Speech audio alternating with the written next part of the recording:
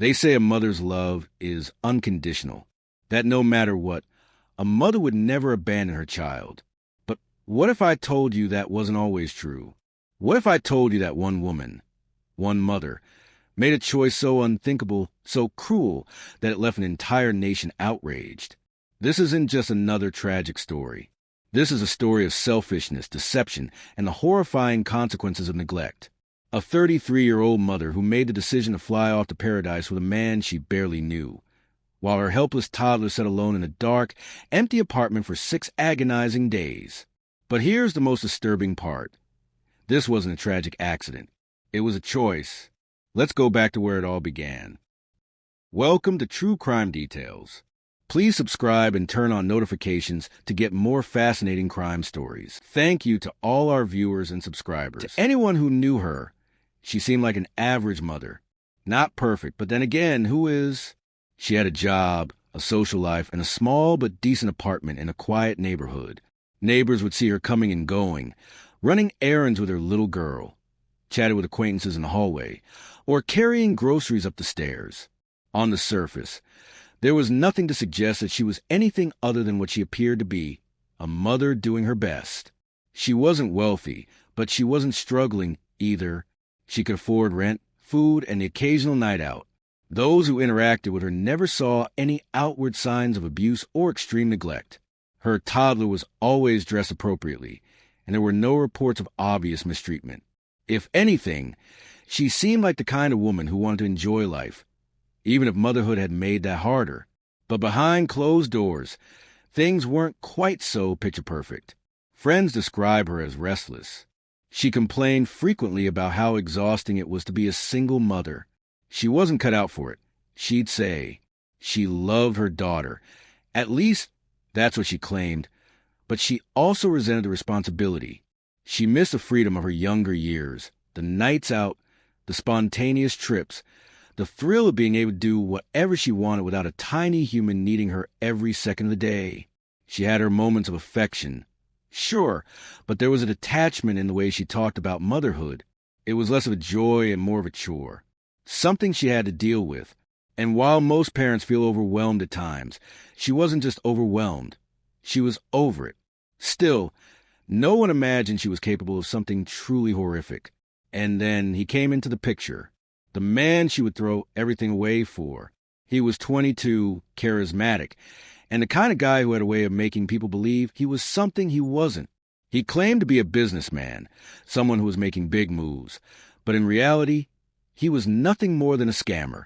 He talked fast, spent money he didn't really have, and lived for the next big thrill. He was everything she wanted to be, carefree, untethered, free. Their relationship moved fast. Too fast. Friends noticed a shift in her almost immediately. She wasn't just infatuated, she was obsessed.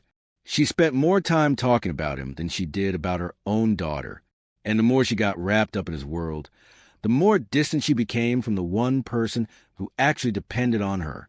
And then came the trip, a week in Hawaii. No responsibilities, no stress, just sunshine, beaches, and the man who made her feel young again. The opportunity was too good to pass up. But there was one problem. Her daughter. And what she decided to do next would shock the world. When most parents plan a trip, their first thought is their child's well-being. Who will take care of them? Will they be safe? Will they be happy?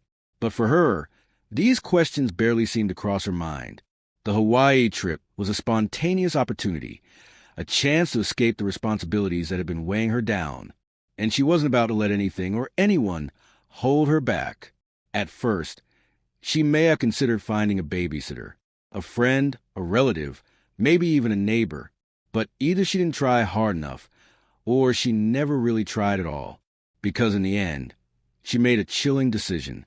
Instead of making proper arrangements for her daughter, she convinced herself that the little girl would be fine on her own. 6 days. Alone. She stocked the fridge with a few snacks. Nothing close to what a 2-year-old would need for nearly a week. A juice bottle, a few crackers, maybe some leftover food. It wasn't enough. Then she locked the apartment door behind her and walked away. She didn't leave a note. She didn't ask a neighbor to check in. She simply left. And as she boarded her flight to paradise, her toddler, just 2 years old, barely able to form complete sentences, was sitting alone in an empty apartment, waiting for a mother who wouldn't be coming back anytime soon. Now, one might wonder, did she really think her daughter would survive? Did she genuinely believe that a toddler, left alone for 6 days, could fend for herself? Or was it that she just didn't care? Maybe, in her mind, it wasn't a real danger. Maybe she thought, she'll be okay. It's only a few days. But anyone with even the slightest understanding of children knows the truth. A 2-year-old can't care for themselves. They can't prepare food. They can't control their emotions. They can't process what's happening around them. And most of all, they can't understand why their mother has abandoned them. Still, she didn't look back. Once she arrived in Hawaii, she was in full vacation mode. Drinks by the pool, nights out at fancy restaurants, dancing, laughing, and living as if she didn't have a single care in the world.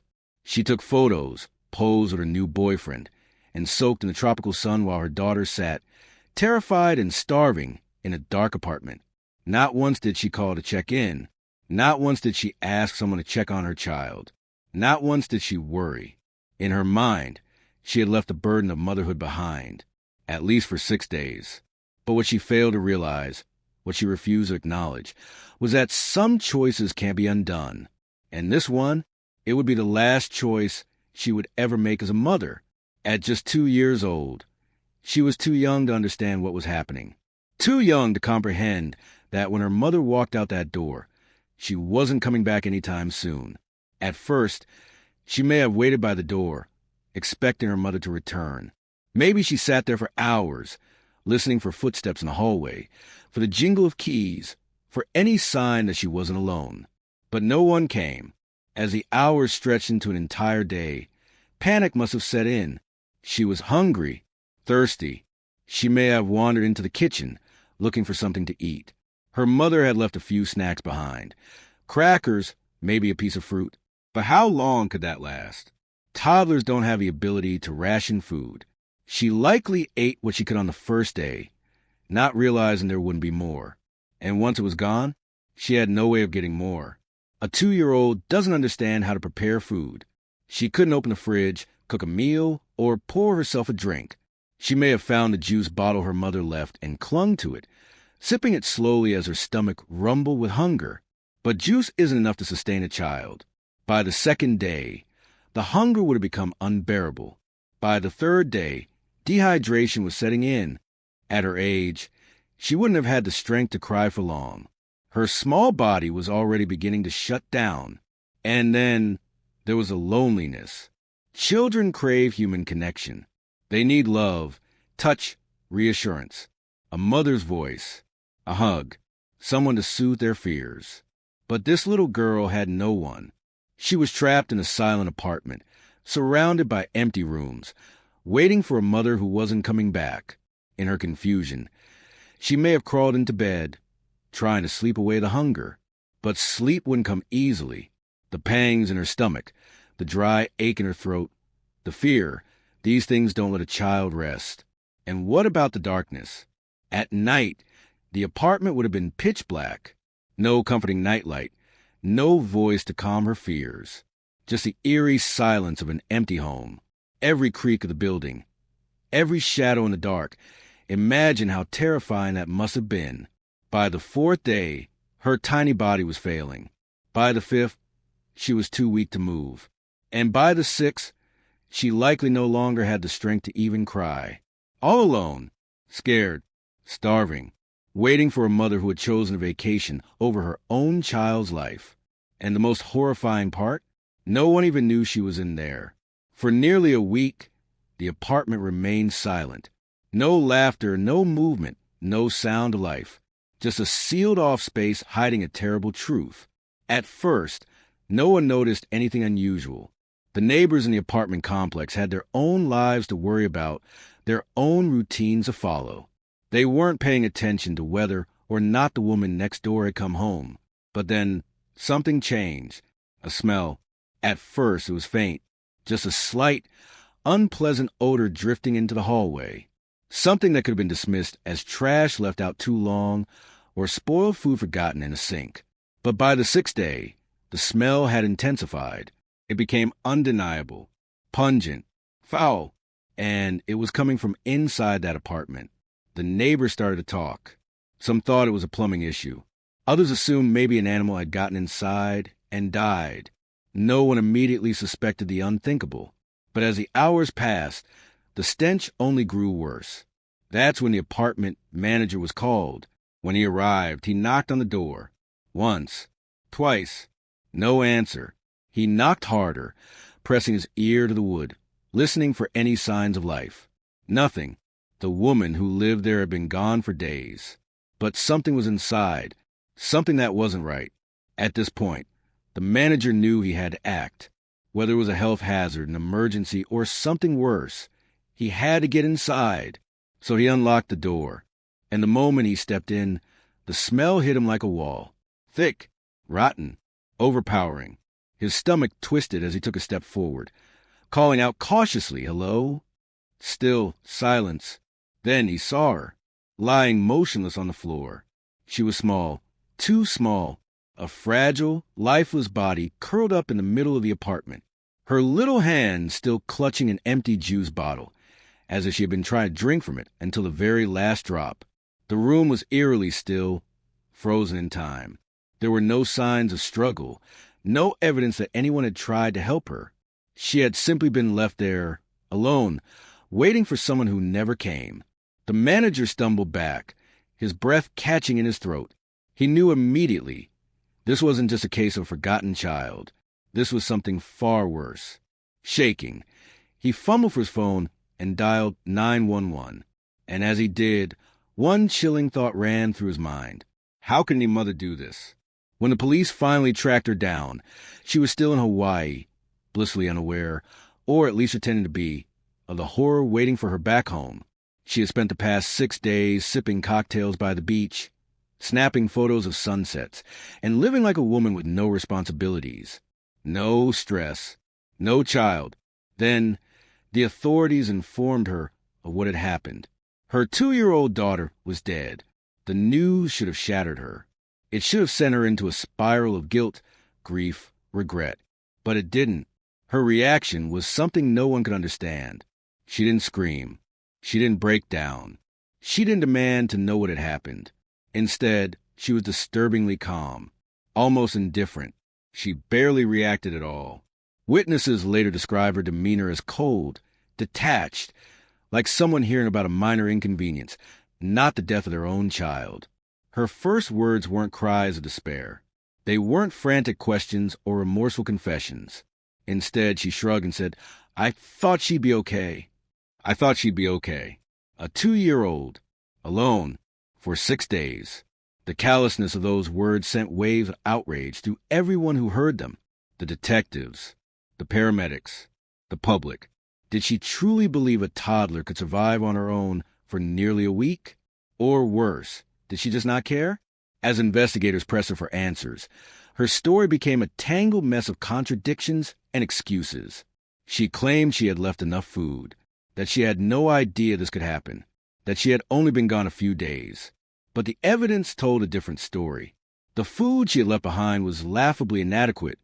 Some crackers, a juice bottle, a couple of small snacks. Nothing close to what a child would need to survive. Her trip wasn't some emergency or unavoidable obligation. It was a vacation, a choice, and the most damning detail, she had never once checked in. Not a single phone call to see if her daughter was all right. Not a single attempt to ask a neighbor or friend to look after her. She had abandoned her without a second thought. And now, she was acting as if she hadn't done anything wrong.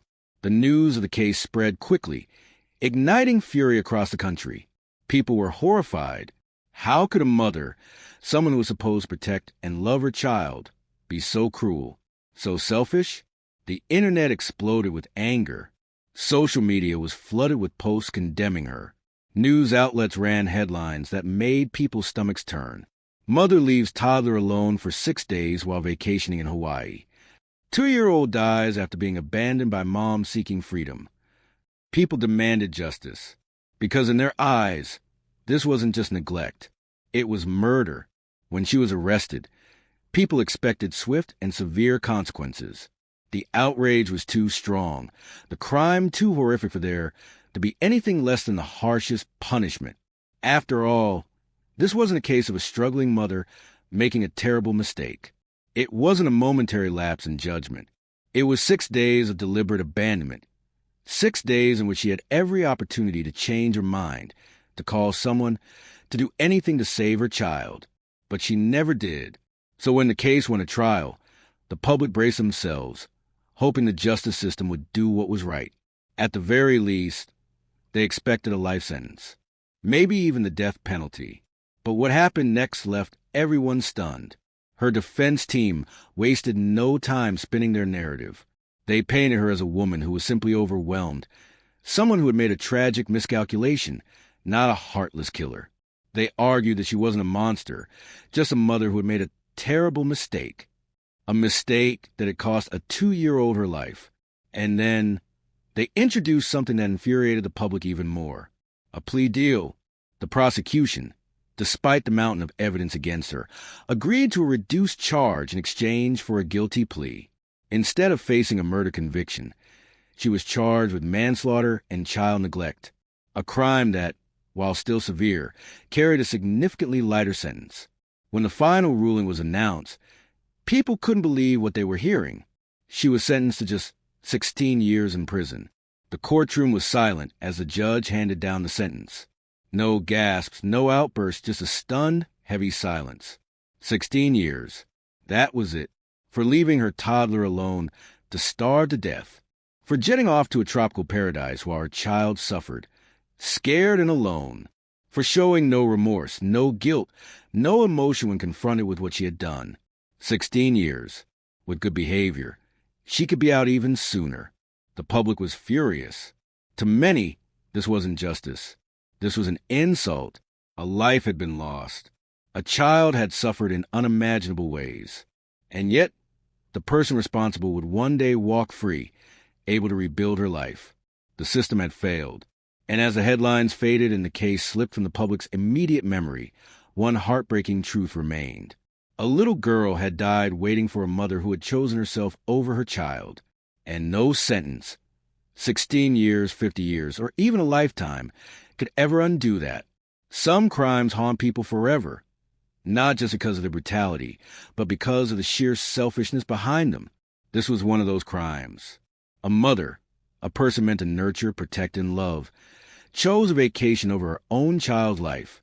She didn't forget her daughter. She didn't misplace her. She made a choice, a conscious, deliberate decision to walk away, lock the door behind her, and never look back. And for what?